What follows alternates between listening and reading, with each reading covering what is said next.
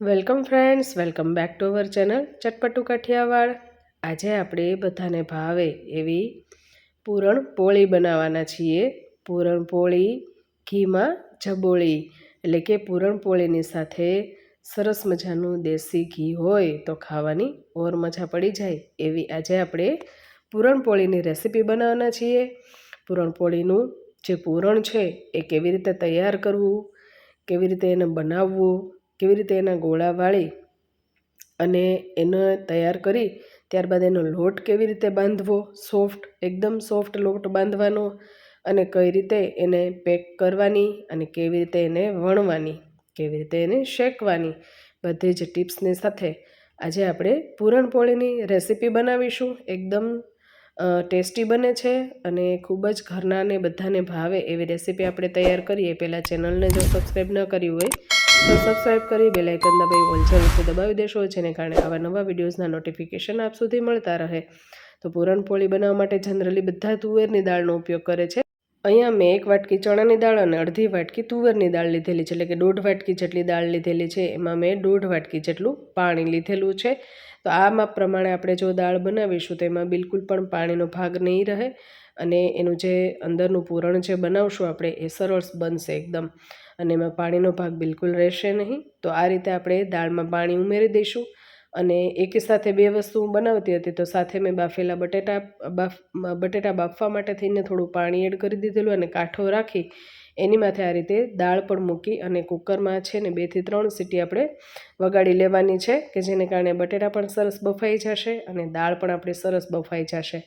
એ બફાય ત્યાં સુધીમાં આપણે પૂરણપોળી માટેનો જે લોટ બાંધવાનો છે એની તૈયારી કરી લઈએ। તો અહીંયા મેં ઘઉંનો ઝીણો લોટ લીધેલો છે અને જેટલી ક્વોન્ટિટીમાં તમારે પૂરણપોળી બનાવવી હોય એ પ્રમાણે તમે લોટ જે છે એ લઈ શકો છો।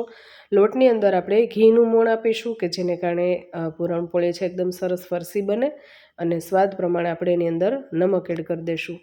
ઘી અને નમક સરસ રીતે લોટમાં ભળી જાય એવી રીતે આપણે બધું સારી રીતે મિક્સ કરી લઈશું અને લોટ બાંધીએ ત્યારે આ રીતે થોડું થોડું પાણી એડ કરતું જવાનું છે અને થોડું થોડું પાણી એડ કરવાને કારણે લોટ છે એ બિલકુલ કઠણ પણ નહીં રહે અને સાવ ઢીલો પણ ન બંધાય એ રીતનો આપણે લોટ અહીંયા તૈયાર કરવાનો છે।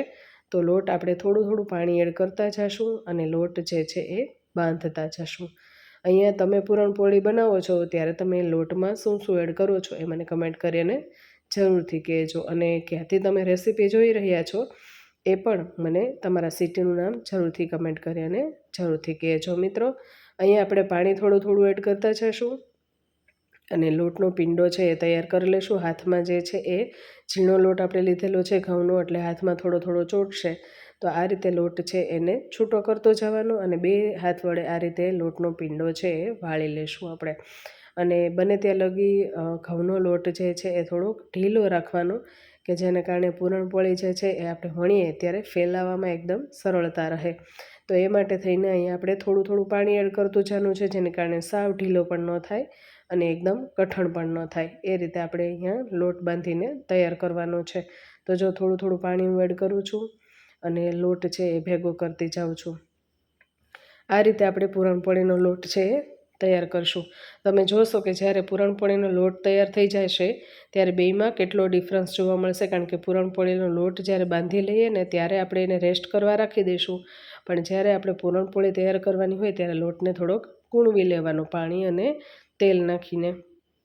તો આ રીતે આપણે લોટ છે એ ભેગો કરી લેવાનો છે અને બધો જ લોટ ભેગો થઈ જાય એટલે આપણે એને હાથમાં થોડો ઘણો ચોંટ્યો હોય તો એ લોટ એ ભેગો કરીને કાઢી લેશું અને સાથે જ એમાં તેલ એડ કરી અને આપણે લોટના પિંડાને 5 થી 10 મિનિટ માટે રેસ્ટ કરવા રાખી દઈશું। તો કાથરોટની ફરતી કોર જેટલો લોટ ચોટેલો હોય એ બધોય લોટ આપણે આ રીતે ભેગો કરી લેશું અને થોડું એવું તેલ એમાં એડ કરી દઈશું। આ રીતનું તેલ એડ કર્યા બાદ આપણે આ રીતે પિંડો ફરીવાર ફેરવી લેશું, જેને કારણે તેલ છે એ બધું લોટમાં સરસ રીતે ભળી જાય। આ રીતે લોટનો પિંડો સરસ વળી ગયો છે, તો હવે આપણે એને ઢાંકી અને 10 મિનિટ માટે રેસ્ટ કરવા રાખી દઈશું। એ રેસ્ટ થાય ત્યાં સુધીમાં આપણે જોઈ લઈએ કે આપણી દાળ તૈયાર થઈ ગઈ છે કે નહીં। તો સરસ રીતે આપણી દાળ જે છે એ બફાઈ ગઈ છે। તો દાળ લઈ લેશું આપણે. કુકરની સીટી છે એકદમ, કુકરની સીટીમાંથી હવા બધી બહાર નીકળી જાય ત્યારે જ આપણે કુકર ખોલીને ચેક કરવાનું છે. તો આ રીતે ચમચીમાં આપણે લઈને જોઈ લેશું. તો દાળ છે એકદમ ચડી ગઈ છે. જો આ રીતની દાળ થઈ જવી જોઈએ. સરસ રીતે ચડી ગઈ છે. હવે એક ગરણીમાં આપણે લઈ લેશું, જેને કારણે વધારાનું થોડું ઘણું પણ પાણી જો હોય તો એ નીકળી જાય. અને એ જે પાણી હોય, તમે તુવેરની દાળ બનાવો એમાં તમારે એનો ઉપયોગ તમે કરી શકો છો, અથવા તો તમે બટેટાનું શાક બનાવો ત્યારે પણ તમે એ પાણીનો ઉપયોગ તમે કરી શકો છો. તો આ રીતે આપણે તુવેરની જે દાળ જેટલી છે, ચણાની દાળ આપણે જે છે બધી ગરણીમાં આ રીતે ગાળી લેવાની છે, કે જેને કારણે પાણી જે છે એ બધું નીતરી જાય. જો થોડું ઘણું પાણી જો આ રીતનું નીકળે તો એને દૂર જ કરી દેવાનું, નહીંતર જે છે એનું પૂરણ જે છે એ ઢીલું બનશે. એવું ન થાય એ માટે થઈને આપણે આ રીતે ગરણીમાં એને રહેવા દઈશું. આ રીતે જોઈ લેવાનું, જેટલું પણ પાણી વધારાનું હોય એ નિતારી લેવાનું છે. જનરલી ઘણા બહેનો આ રીતે ગરણીમાં જ જે છે એ દાળ ગાળી લેતા હોય છે, ચાળતા હોય છે, પણ એ અહીંયા કરવાની બિલકુલ આપણે જરૂરત નહીં રહે. કારણ કે એ રીતની જ આપણે અહીંયા જે પૂરણ જે છે બનાવીશું. એક કઢાઈ લઈ એની અંદર થોડું ઘી એડ કરી દેવાનું, અને આ જે દાળ છે એની અંદર એડ કરી દઈશું, અને મીડિયમ ગેસની ફ્લેમ ઉપર આપણે એને ચડવા દઈશું. જનરલી દાળ તો બફાયેલી જ હોય છે, પણ એમાં રહેલું જેટલું પણ મોઇસ્ચર હોય ને એને આપણે દૂર કરવાનું છે, અને એટલા માટે જ આપણે એને ગેસ ઉપર ચડાવવાની રહે છે. તો જેટલી દાળ લીધેલી છે એટલી જ આપણે 1 વાટકી ભરી અને ખાંડ લઈ લેવાની છે. તો એ મેં 1.5 વાટકી લીધેલી છે, તો જનરલી એની સામે મેં 1 વાટકી ભરી અને ખાંડ લીધેલી છે. 1 વાટકી ખાંડ આટલી એના ટેસ્ટ માટે ઇનફ છે, પણ તમારે જો વધુ ગળું કરવું હોય તો તમે હજુ પણ એમાં ટેસ્ટ મુજબ તમે ખાંડ ઉમેરી શકો છો. 2 વસ્તુ સાથે જ આપણે ઉમેરી દેવાની છે, અને મીડિયમ ગેસની ફ્લેમ ઉપર આ રીતે આપણે ચલાવતા રહીશું. અને જે આપણે પાઉંભાજીનું ક્રશર હોય ને એનાથી આ રીતે ક્રશ કરી લેવાનું, એટલે તમારે દાળને બિલકુલ પણ ચાળવાની જરૂર રહેતી નથી. આ રીતે આપણે ક્રશર વડે બધી જે દાળ છે એ સરસ રીતે ભાંગી લેવાની છે, એટલે વણવામાં બિલકુલ પણ આપણને આડી નહીં આવે, અને એકદમ સરસ રીતે આપણી પૂરણપોળી તૈયાર થાય છે. તો આ રીતે આપણે ક્રશરની મદદથી બધી જ દાળ છે એને આ રીતે ક્રશ કરી લેશું.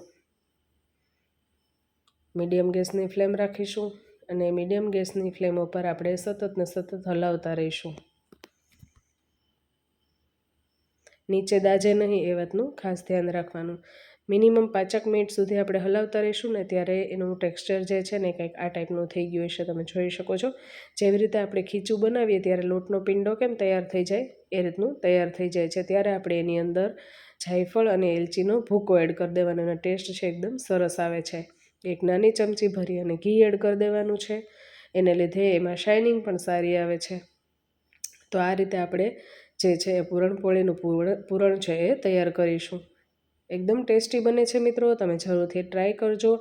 અને હજુ પણ પૂરણ બનાવ્યા બાદ પૂરણપોળી તૈયાર કેવી રીતે કરવી ને એ ખાસ જરૂરી છે જોવું, કારણ કે પૂરણપોળીનું પૂરણ તૈયાર થઈ ગયા બાદ એને જે વણવીને એ બહુ અઘરું કામ છે. તો એને વણવા માટે આપણે કઈ પ્રોસેસ કરવાની એ જોવા માટે થઈને રેસીપીમાં લાસ્ટ સુધી જોડાયેલા રહેજો તમે.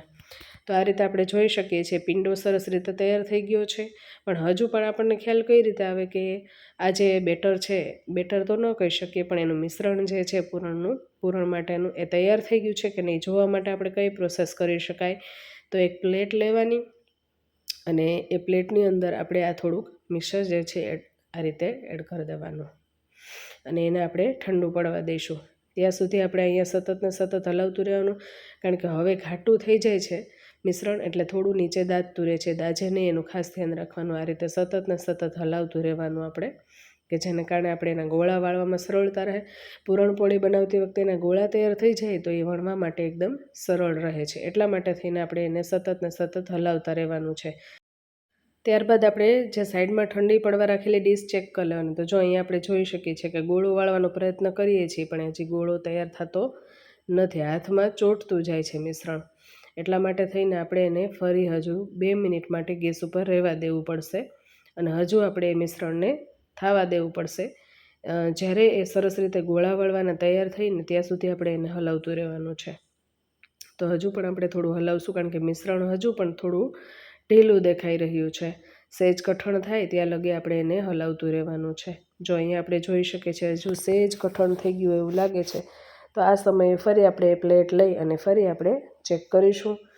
તો મેં પહેલાં જ રાખી દીધેલી હતી, તો જો ઠંડુ પડી ગયું છે તો આપણે જોઈ લઈએ. તો જો આ રીતનો ગોળો આપણે વાળીને ચેક કરી લેવાનો. જો આ રીતે છે, એકદમ સરસ રીતે ગોળો તૈયાર થઈ જાય ને એટલે સમજી જવાનું કે પૂરણ માટેનું પૂરણ આપણું, પૂરણપોળી માટેનું પૂરણ આપણું રેડી થઈ ગયું છે. તો હવે અહીંયા આપણે આ સમયે જે છે એ ગેસ બંધ કરી દેવાનો, કે જેને કારણે નીચે જે છે એ દાજે નહીં. તો ગેસ આપણે બંધ કરી દઈશું.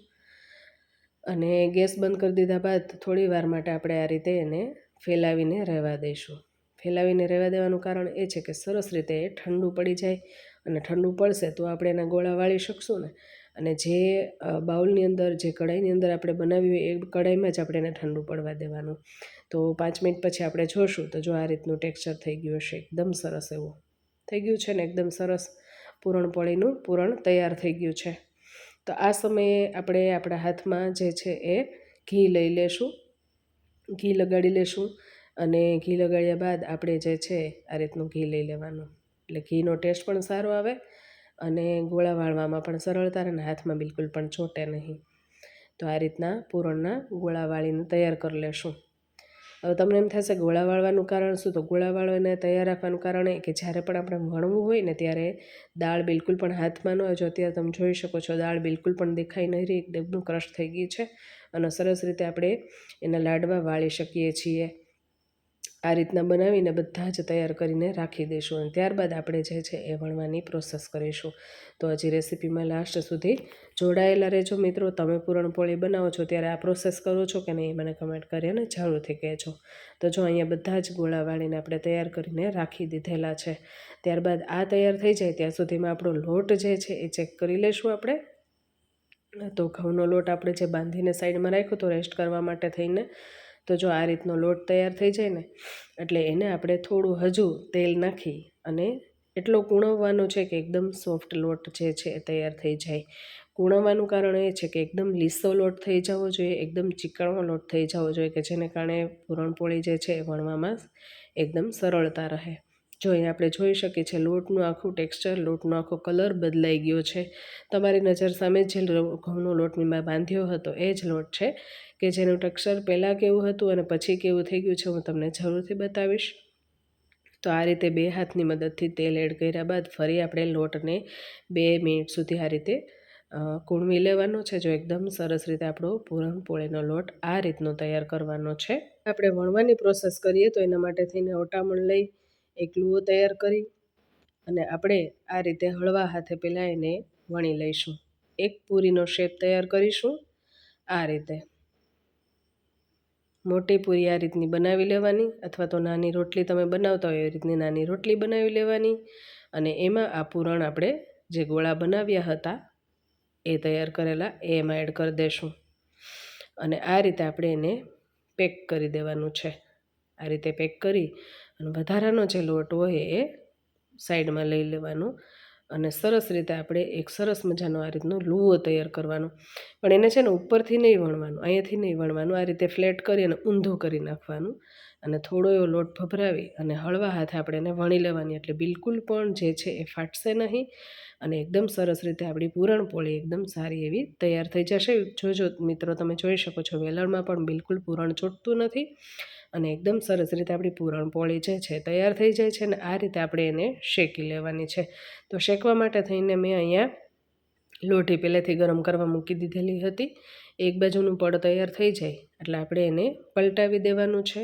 ગેસની ફ્લેમ થોડી ફાસ્ટ રાખી દેવાની, પલટાવી દઈશું અને પાછળનું પડ ચડે ત્યાં સુધીમાં આપણે આમાં ઘી લગાવી દઈશું. જનરલી ઘણા લોકો કોરી શેકી અને થાળીમાં ઘી લઈ અને એમાં પૂરણપોળી એડ કરી પૂરણપોળીને ડુબાડીને ખાતા હોય છે. તમે આ રીતે બનાવો છો કે થાળીમાં ઘી લઈને બનાવો છો એ મને કમેન્ટ કરીને જરૂરથી કહેજો મિત્રો.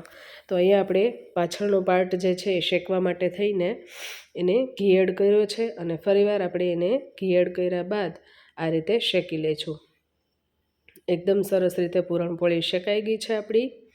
અને જ્યારે આપણે નીચે લઈએ છીએ ત્યારે પણ એમાં ઘી ચોપડીને જ આપણે લોકોને સર્વ કરવાનું છે.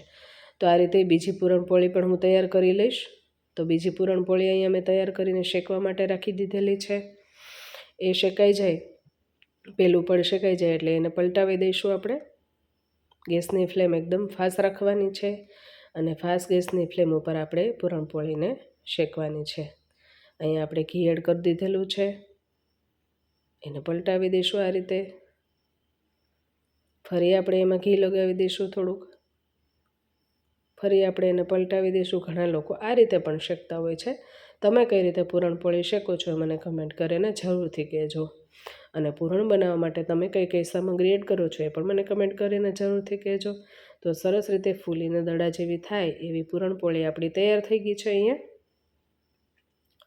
તો પૂરણપોળી બનાવવી એકદમ સરળ છે. આ પૂરણપોળીની રેસીપી તમને કેવી લાગી એ કમેન્ટ કરીને જરૂરથી કહેજો. પૂરણપોળીની રેસીપી ગમે તો એક લાઇક જરૂરથી આપી દેજો. ચેનલ પર નવા હોય તો સબસ્ક્રાઈબ કરી બેલ આઇકન દબાવી ઓલ જરૂરથી દબાવી દેશો, જેને કારણે નવા વિડીયોઝના નોટિફિકેશન છે આપ સુધી મળતા રહે. તો અહીંયા ઘીમાં આપણે પૂરણપોળી સરસ રીતે તૈયાર કરી લીધેલી છે ને એકદમ સરસ એવી ફૂલીને તૈયાર થયેલી પૂરણપોળી આપણી તૈયાર થઈ જાય એટલે આપણે એને ઘીની સાથે સર્વ કરીશું. તો અહીંયા આપણી પૂરણપોળી તૈયાર થઈ ગઈ છે. એક પ્લેટમાં આપણે એને લઈ લેશું. ઘીની સાથે પૂરણપોળી ખાવાની મજા કંઈક અલગ જ છે. તમે પૂરણપોળીને કયા નામથી ઓળખો છો મને કમેન્ટ કરીને જરૂરથી કહેજો. ઘણા લોકોને વેડમી પણ કહે છે, તો તમે કમેન્ટ કરીને જરૂરથી કહેજો. રેસીપી ગમે તો એક લાઇક કરી, ચેનલને સબસ્ક્રાઈબ કરી અને આપને જો રેસીપી ખરેખર ગમી હોય તો રેસીપીને આપણા ફ્રેન્ડ સર્કલ્સ, ફેમિલી ગ્રુપ્સમાં શેર કરવાનું બિલકુલ ભૂલતા નહીં. શેર જરૂરથી કરી દેજો. તો ફરીવાર આવી નવી રેસીપીઝ તમારા સુધી લઈને આવીએ ત્યાં સુધી જય સોમનાથ, જય માતાજી મિત્રો.